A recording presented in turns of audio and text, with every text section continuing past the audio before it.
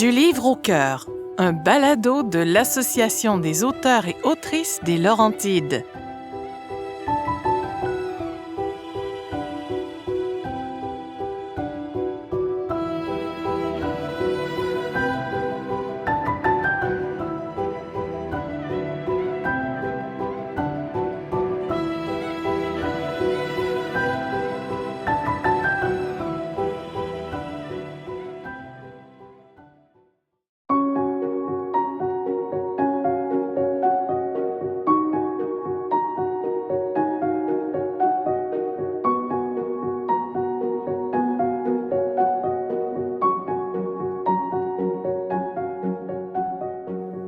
Les célèbres anonymes présentent Dr Maud par Cynthia Lissa Dubé, illustration de Marie-Hélène Saint-Michel.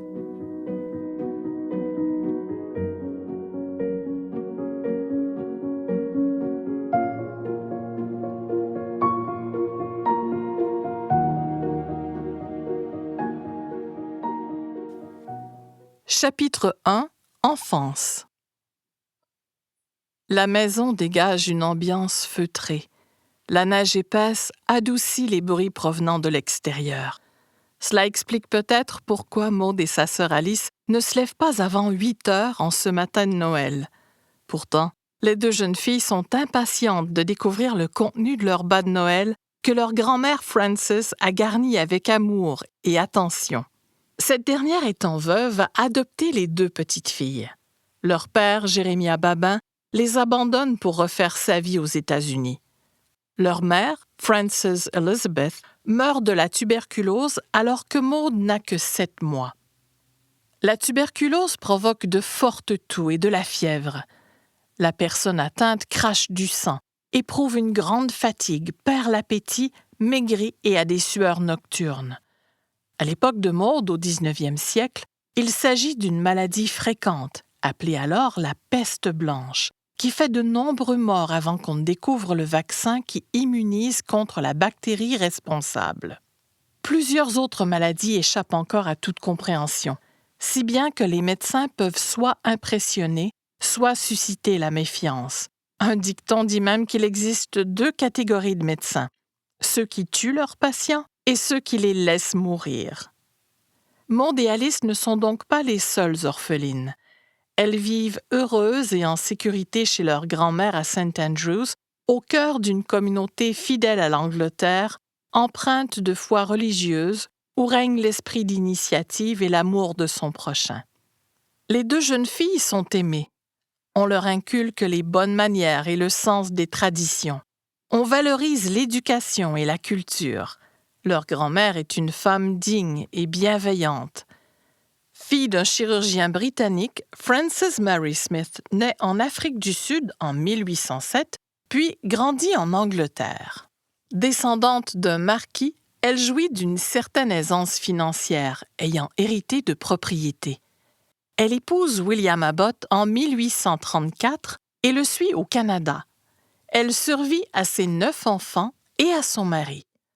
Un jour qu'elle sort de l'église, Frances dit de ses 2 petites filles « Elles sont la force qui m'a permis de reprendre mon envol. » Du temps de Maud, St. Andrews est majoritairement anglophone. La population arrivée après la conquête par les Anglais se compose de révolutionnaires américains, de loyalistes, d'Écossais, d'Irlandais et de Canadiens français. Son emplacement stratégique sur la rivière des Outaouais favorise le commerce des fourrures et le transport. C'est ainsi que St. Andrews devient la plaque tournante économique de la région d'Argenteuil dans les Laurentides.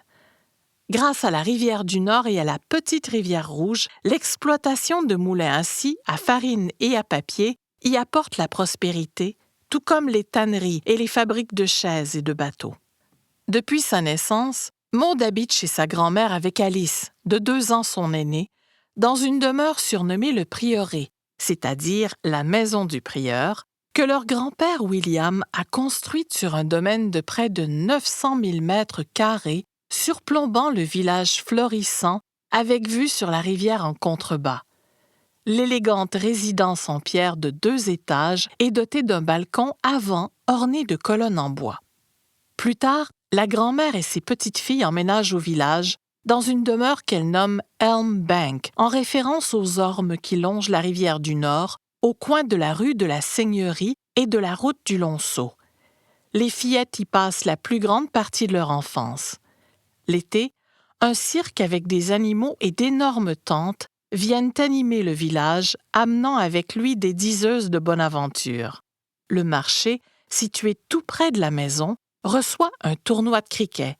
Le club de St. Andrews et les Iroquois d'Oka, décorés de peintures et de plumes, y disputent des parties de crosse.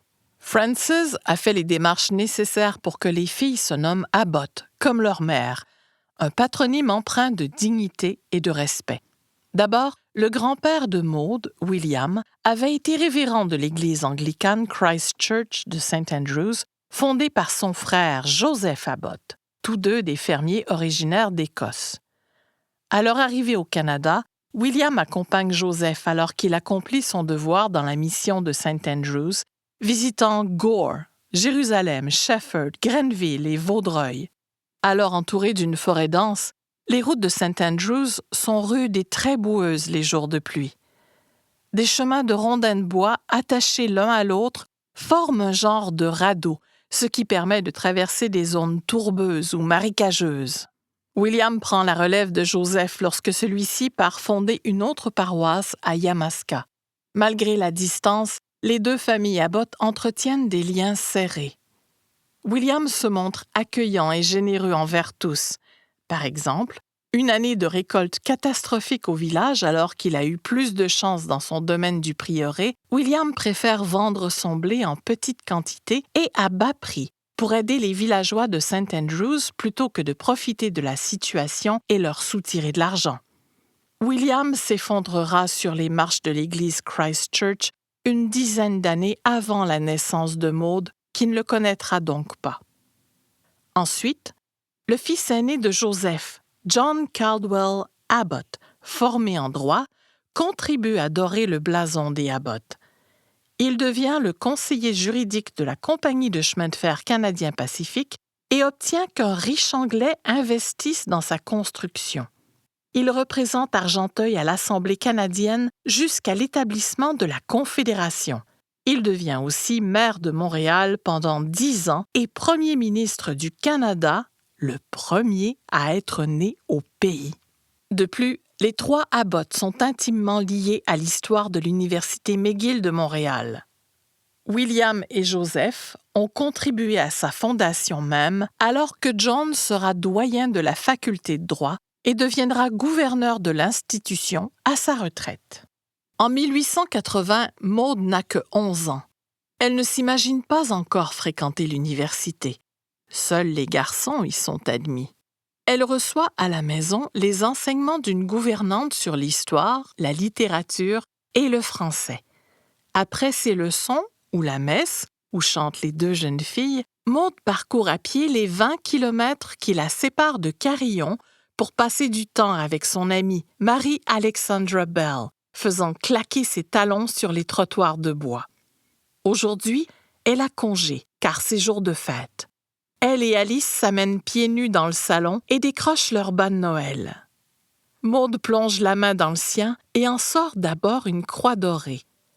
Elle jette un œil à Alice, qui, comme elle, sort des rubans rouges de son bas. Elles pourront s'en décorer les cheveux. « Oh, regarde, Alice !» Maud tient un coupe-papier, utile pour ouvrir les enveloppes. Elle continue à explorer le bas et en ressort une brosse à dents à manches noires, puis un dé à coudre en argent qui protégera son index dans ses travaux de couture et de broderie. Tout comme Alice, elle en tire une demi-douzaine de mouchoirs, une pièce de 50 cents, un étui à crayon, une petite boîte de bonbons, une charmante paire de bracelets de perles minuscules, une orange, des raisins, des noix et un collier de corail. Les deux jeunes filles rient de plaisir, blotties l'une contre l'autre. Maud se sent choyée par tant de douceur. Elle vit dans une famille privilégiée. « Merci, grand-maman !»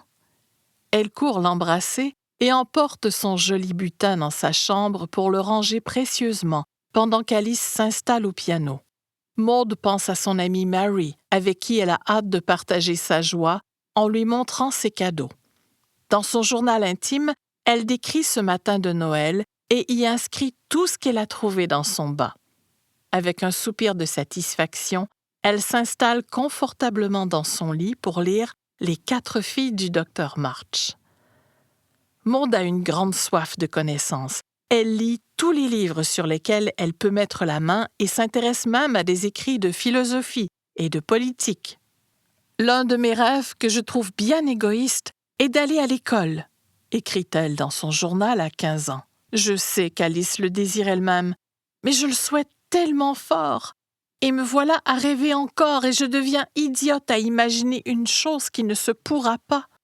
Oh, penser étudier avec des filles de mon âge, penser apprendre l'allemand, le latin et d'autres langues, penser que cela ne dépendrait que de moi de poursuivre ou non et que j'avais tous les avantages auxquels j'avais toujours aspiré.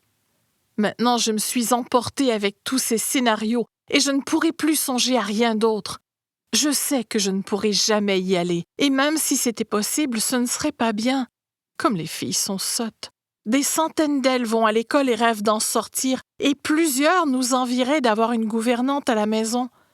Je me sentirais honteuse si quiconque devait croire un seul instant que je ne suis pas à moitié reconnaissante de ce que j'ai et que j'en désire plus.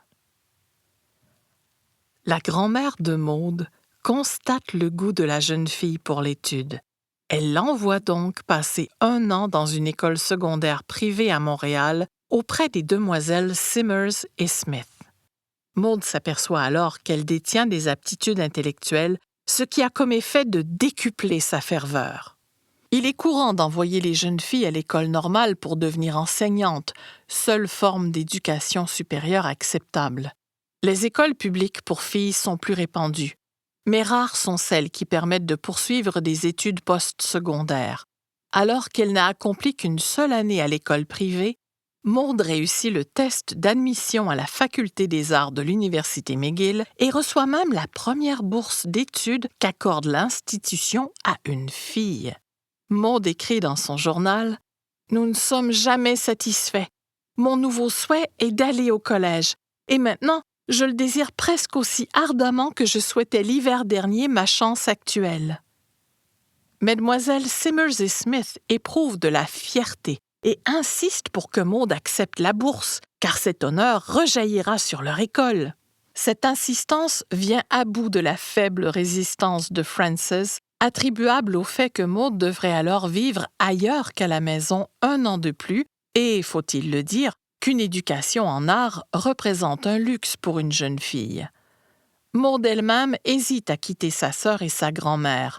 Le petit noyau familial qu'elle forme suscite en elle un sens de la solidarité et un besoin de proximité, bien qu'elle ait de grandes aspirations pour son éducation.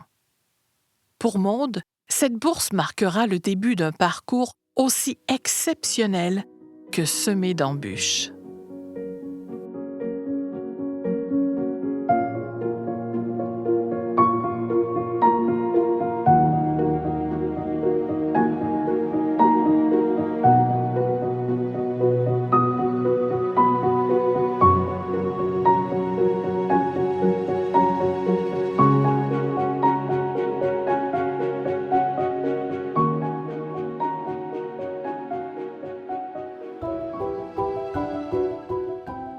C'était Du livre au cœur, un balado de l'Association des auteurs et autrices des Laurentides.